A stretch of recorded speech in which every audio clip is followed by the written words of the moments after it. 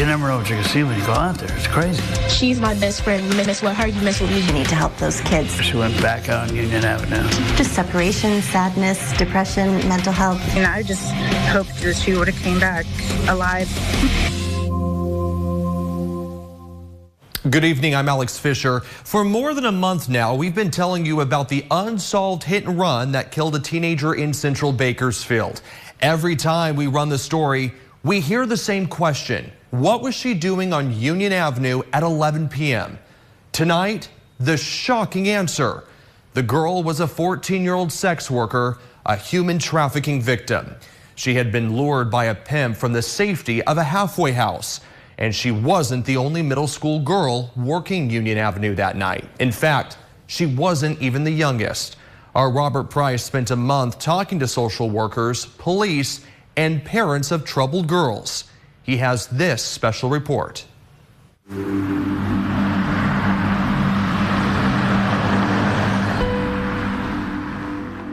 For years, it's been a grim but generally tolerated characteristic of Bakersfield's Union Avenue. Knowledgeable citizenry. Throughout the Eisenhower years, the 6-lane boulevard just east of the city's central commercial district was the community's neon-lined gateway, a little Las Vegas that greeted motorists with an unmistakable salutation in vivid blue letters. But today, Union Avenue, a half-mile stretch of it anyway, is the gritty, dismal domain of Bakersfield's sex trade. Drivers who use the route, still a major north-south arterial, may have become desensitized to the sight of provocatively dressed women loitering on the sidewalk outside peeling paint motels. But how would those drivers feel if they knew some of those figures in the shadows were mere girls, children as young as 14, 13, 10 years old, and in danger? This is the story of 3 of those girls. 2 are dead.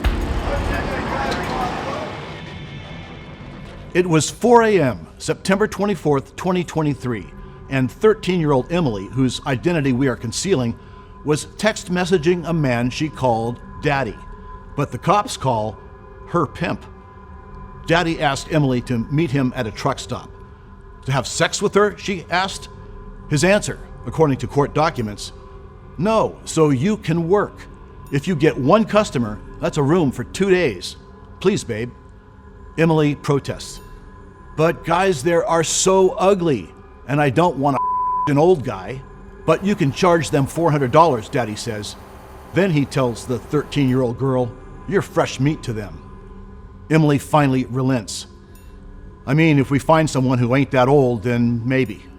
All you would have to do is walk around the lot and wave when someone makes eye contact with you and smile. Be flirty. Emily agrees to work the next day, but not at the truck stop. She wants to work downtown and eventually settles on Union Avenue, which she believes will be more profitable. Union Avenue, the Blade, as streetwise people call red light districts, and Emily wants her friend to work next to her. Can you give me and my sister a ride downtown? She's my best friend. You mess with her, you mess with me. You mess with me, you mess with her. You mess with us, you pray. The detective working the case knows who Emily's referring to when she mentions a sister. Emily's talking about Sandra, her 14-year-old housemate at a girls' group home whose last name we are withholding. Daddy also knows who Emily's talking about. It's settled. Both Emily and her sister, Sandra, will walk Union Avenue for Daddy. The night of September 25th was bright and cloudless, a waxing 2/3 moon hanging over Bakersfield's most infamous street. It was a little before 11 p.m. Sandra was standing near the corner of Union and 9th, in the heart of the Blade, when something on the east side of Union Avenue beyond the center median caught her attention. A friend? A prospective John? Perhaps it was Daddy, who, according to court documents, was supposed to be there. We may never know. Sandra darted into the street and was almost halfway across when she was struck by a red hatchback. It's going to be a 2001 small, bright red, square-bodied car. Make and model unknown. The driver sped away, his windshield shattered, his front end smashed, his identity still not known. Sandra died 3 days later. Here are Sandra and Emily, sisters of circumstance, goofing around on a TikTok video. Their group home, the Daughter Project, was established by a faith-based nonprofit to try to redeem girls subjected to sex trafficking. Girls between 12 and 17 from all over California who had been rescued from the streets and, in compliance with court orders, sent to Bakersfield. He all the way over there at his house, and he wants to be mean, and you don't want to come and get me. Most of the girls had been directed to remain at the Daughter Project for an entire school year. Sandra, who's from Southern California, was sent to the girls' home, an unmarked safe house on Union Avenue, a couple miles from the Blade, after being discovered unconscious in Porterville. She had been sexually assaulted. They are somebody's daughter, they're somebody's niece, they're somebody's granddaughter. Jennifer Jensen is the co-founder of the Global Family Care Network, which has offices in 9 countries. Jensen and her husband Clark are former missionaries who've dedicated their lives to eradicating human trafficking, a global crisis that has found a home right here in Bakersfield. Jensen opened the Daughter Project's first safe house in 2017. That's where Sandra and Emily met. Most of the children who come into our care are wards of the state. They're in the foster care system, and they come to us for a short time. The name of the project is actually a short-term residential therapeutic program. The state of California decided to transition group homes a few years ago to this model. So it is a very intensive program for children. It's not meant to be long-term. My goal, ideally, is that we're able to have girls for a year, so they're with us for one entire school year. These girls have been through a great deal in their young lives, and you can't get them from A to B in a couple of months. It takes a long time to break down everything that has happened to them before they feel comfortable sharing, before they even want to change and heal addiction issues, which is very prominent in with this population. The desire to run away, which that is also very common. So, like their 8 young housemates, 14-year-old Sandra and 13-year-old Emily brought some of their heartbreaking habits and life choices with them to Bakersfield. They weren't giving up those habits just because their counselors asked them to. They would slip away from the girls' home at night. It's not a lockdown facility, to find their way to the Blade, a short distance south. Union Avenue between 1st and 11th Streets, most concentrated between 2nd and 4th Streets. Here, prostitution is rampant. A lot of them approach junior high and high school girls, maybe Doug 20. Bennett, founder of the prostitution recovery organization Magdalene Hope, said many of the women here start very young. Typically, they're groomed by men 5, 10, 15 years older. The recruitment process may take 2 years, 2 weeks, or just a few minutes. Have a car, have some weed, have some money, start buying them some things, and, they start getting pampered and whatnot, and then, they'll tell them, hey, I need you to make some of that money back. Giving it up for free, might as well get paid for it. More than once, Bakersfield police had opportunities to extricate Emily, Sandra's best friend at the Daughter Project, from compromising situations, according to her parents, Jake and Amanda, who live in San Bernardino.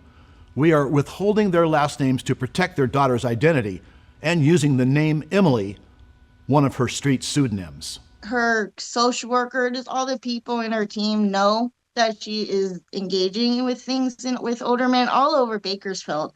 Like, I'm learning about all the spots in Bakersfield. The cops know about everything. There was times where we gave the police the address, the phone number, the make and model of the cars that she was in, and they would go and do their checks, and they would do absolutely nothing. Twice they found with a grown man, but because both of them denied doing anything, they let it go. They let it completely go. My daughter stayed there. But police need more than a telephone tip to make an arrest, according to Sergeant Andrew Tipton, a BPD spokesman. Misdemeanor offenses typically must occur in an officer's presence for them to act. Without reasonable grounds, police can only do so much.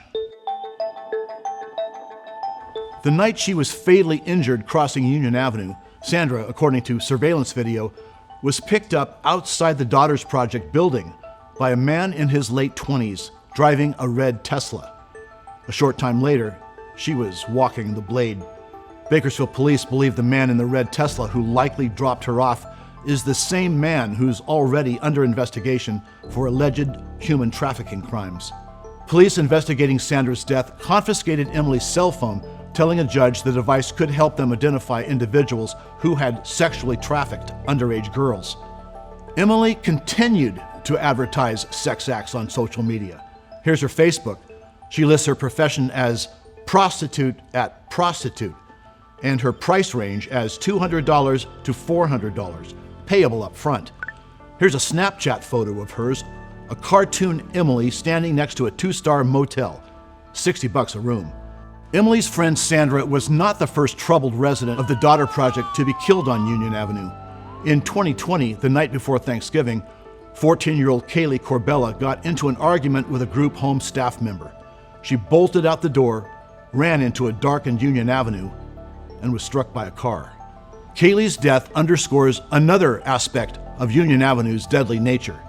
Apart from the troubled girls and the predatory environment of the Blade, Union is the deadliest single road in Kern County.